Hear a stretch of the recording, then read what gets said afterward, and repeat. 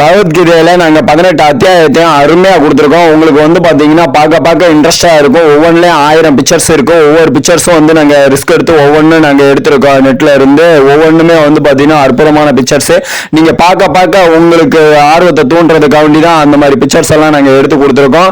நீங்க பார்க்கணும். அது இல்லாம நீங்க இந்த பகவத்கீதையை முழுமையா உங்க வாழ்க்கையில பயன்படுத்தணும். அது மட்டும் இல்லாம உங்க வாழ்க்கையில நீங்களும் வெற்றி பெறணும், மகிழ்ச்சியா இருக்கணும் அப்படிங்கிறதுக்காண்டி தான் இந்த பகவத்கீதை எல்லாருமே ஈஸியா புரியுற வண்ணமா நாங்க எங்களுக்கு தெரிஞ்ச வண்ணம் அளவுல இதை நாங்க பண்ணியிருக்கோம். பகவத்கீதையோட அடுத்தடுத்த அத்தியாயத்தை நீங்க பார்க்கணும்னு நினைச்சீங்கன்னா டிடிஜிஎஸ் ஜீகந்திரா ஐபத்தா யூடியூப் சேனல்ல போய் பாருங்க. 1ல இருந்து 18 அத்தியாயமும் அதுல போட்டிருக்கேன். நீங்க 18 அத்தியாயமும் அருமையா உங்களுக்கு தெரியும். உங்களுக்கு ஒவ்வொரு அத்தியாயத்தையும் உங்க வாழ்க்கைக்கு பயனுள்ளதா மாத்தீங்க, நீங்களே வாழ்க்கையில வெற்றி அடையுங்க.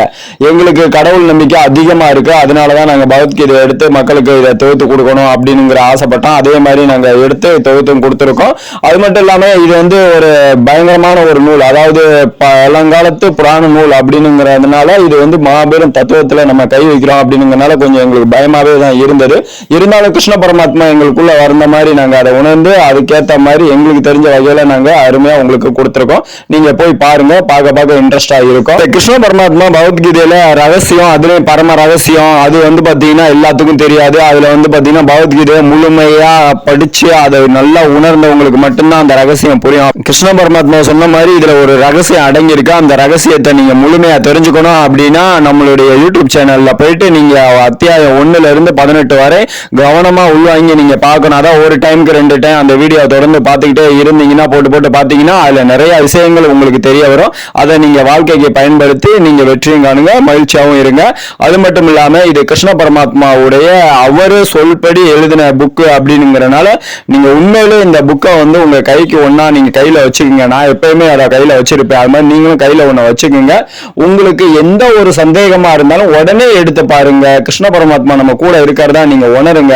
கிருஷ்ண பரமாத்மா நமக்கு எல்லாமே பண்றதா நீங்க நினைங்க. கிருஷ்ண பரமாத்மா தான் எல்லாமே அப்படிங்கிற மாதிரி நினைங்க.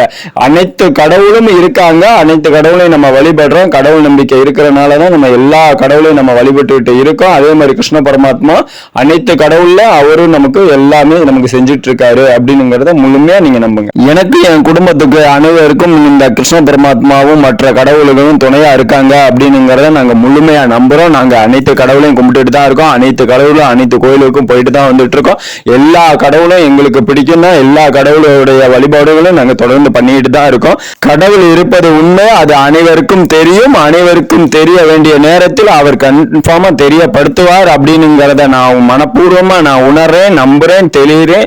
அது மட்டும் இல்லாம இந்த கீதையை வந்து நான் முழுசா படிச்சு அதை ஒவ்வொரு அத்தியாயமா மக்களுக்கு கொடுக்கும் போது நான் ஒவ்வொரு முறையும் நான் கடவுளை உணர்ந்துகிட்டு தான் இருந்தேன். கடவுள் எனக்குள்ள இருந்து ஒவ்வொன்னு நான் செஞ்சு எல்லாமே பார்த்துக்கிட்டு தான் இருந்தாரு. இதுல உங்களுக்கு இன்னமும் அதிர்ச்சியான ஒரு விஷயம் என்ன சொல்லலாம்னா, நான் 18 அத்தியாயத்தை நான் முடிச்சு 3-4 நாள் ஆகுது. முடிச்சுட்டு அதை நான் வந்து மறுபடியும் யூடியூப்ல போடலாம் அப்படிங்கிற நேரத்துல என்னுடைய மனசுல வந்து கொஞ்சம் சலனம் ஏற்பட்டது. அந்த ஒரு சலனத்துக்காண்டியே அந்த பகவத்கீதை அந்த 18வது அத்தியாயம் அப்படியே டெலீட் ஆயிடுச்சு. ஒண்ணுமே இது பண்ண முடியல. என்னால ஷாக்கிங் அடிச்ச மாதிரி இருந்துச்சு.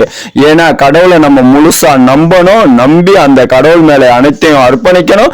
அர்ப்பணிச்சதுக்கு அப்புறம் தான் நமக்கு கடவுளை வந்து அவருடைய இது உபதேசம் அனைத்தையும் நமக்கு கொடுப்பாரு. அதை வந்து தான் நம்ம மக்களுக்கு கொடுக்க முடியும். அதனால நீங்க இதை முக்கியமா தெரிஞ்சுக்கங்க. என் மனசுல சலனம் ஏற்பட்டது அப்படின்னு சொன்னது என்னன்னா வேற எதுவும் சலனம் கிடையாது. யூடியூப்ல வியூசர் குறைஞ்சிட்டு இருக்காங்க. அது மட்டும் இல்லாம யூடியூப்ல வந்து அவர்ஸ் குறையுது. அதனால சீக்கிரமா இதை நம்ம முடிச்சு வேகமா போடணும் அப்படிங்கிறதுக்காண்டி நான் வேகமா முடிச்சேன். ஆனா ஒரு அத்தியாயத்தை முடிக்க 3 நாள் எடுத்துக்கிச்சு அந்த பகவத்கீதையோட 18வது அத்தியாயம் மட்டும். ஆனா ரொம்ப பயங்கரமா பண்ணியிருந்தேன். 2000 பிக்சர்ஸ் போட்டிருந்தேன். 3 நாள் ரொம்ப கஷ்டப்பட்டு ஹார்ட் ஒர்க் பண்ணி தான் அந்த கீதையை நான் எடுத்து உங்களுக்கு நான் கொடுக்கணும் அப்படிங்கிற மாதிரி நான் முடிவு பண்ணியிருந்தேன். அதுல ஏகப்பட்ட பிக்சர்ஸ் சேர்த்திருந்தேன். ஆனா எனக்கு வந்து என்னுடைய அந்த மைண்ட் வந்து அவர்ஸ் கணக்குலையும் மற்ற வியூசர் கணக்குலையும் இருந்துச்சு அப்படிங்கிறதுனால கடவுள் வந்து அவராகவே டெலீட் பண்ணிட்டாரு அப்படிங்கிறத நான் இதுல முழுசா நான் தெரிஞ்சுக்கிட்டேன். அதுக்கப்புறம் ரொம்ப நிதானமா அதுக்கு அடுத்த நாள்னு சொல்லி இப்ப 2 நாள் ஆகிதான் இந்த கீதையை மறுபடியும் உங்களுக்கு புதுசா நான் ஸ்டார்ட் பண்ணி கொடுத்துட்டு இருக்கேன்.